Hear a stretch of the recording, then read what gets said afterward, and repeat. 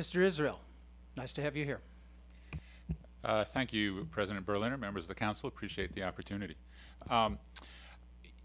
In discussing this issue, I think it's important that the public understand the point that this is not about pensions. This is about state funding and the balance of what the obligation is between the state and the county.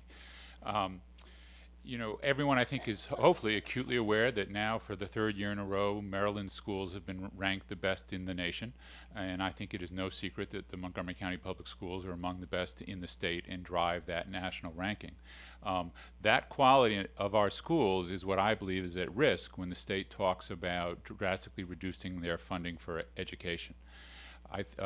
Just to put a number on it, the $47 million shift would be the equivalent of more than an increase in average class size of 3 students in every class in every school in Montgomery County, were the school system to have to absorb a $47 million cut. I think we are all acutely aware of how strained the local budgets and the local school budget has been over the last 3 years. We all understand that local per pupil spending for MCPS has dropped over $1,500 in the last 3 years. That has had a real and meaningful impact on the life that our students have in their classrooms. Class sizes have already gone up over the last 3 years. There have been hundreds and hundreds of school-based positions that serve our kids that have had to have been cut out. We now have small elementary schools that no longer have full-time guidance counselors. We have some small elementary schools that no longer have full-time media specialists, so that the media centers are closed down at times during the week and the students can't access them. There are more than 5,000 school support staff workers who have seen their hours reduced because of the budget cuts in MCPS. Paraprofessionals who are not there to help teachers and kids in the classrooms. Special ed assistants who are not there to help our neediest students. Library assistants, school secretaries. Over 5,000 part-time workers who have seen their hours cut. It is difficult enough for our members who have suffered through a 3-year wage freeze. But for the supporting services members who may only have been working 20 or 30 hours a week and have seen their work hours cut, that is a huge impact. We may not have laid off many individuals, but it is the equivalent of that when thousands of people see their work hours cut.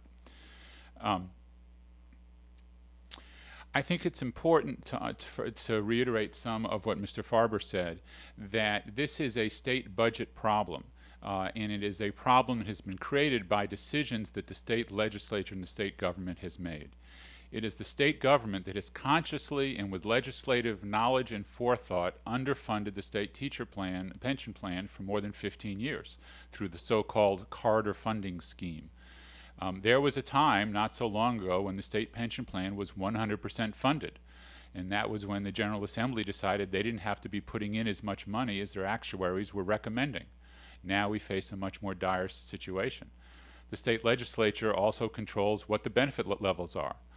We were pleased back in 2006 when the General Assembly decided to improve the state pension plan so that it was no longer the worst in the nation. We were not pleased that they did that on the eve of an election and didn't come up with a way to pay for it. They had us pay for it. The teacher contributions and the participant contributions have gone from 0% to 2% to 5% and now to 7% of salary.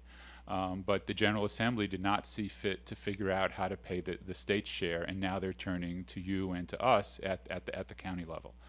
The state also controls the investments, and as Mr. Farber has pointed out, there have been questions raised about why the returns have not been what they should have been.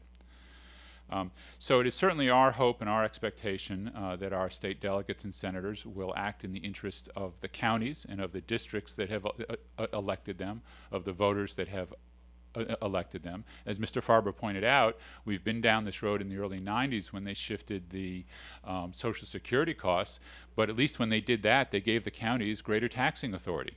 As Mr. Farber's pointed out, the counties do not have much taxing flexibility left. And so it is pretty unconscionable for the state to pass on the consequences of their bad decisions onto counties and not to give you any way to deal with that responsibility.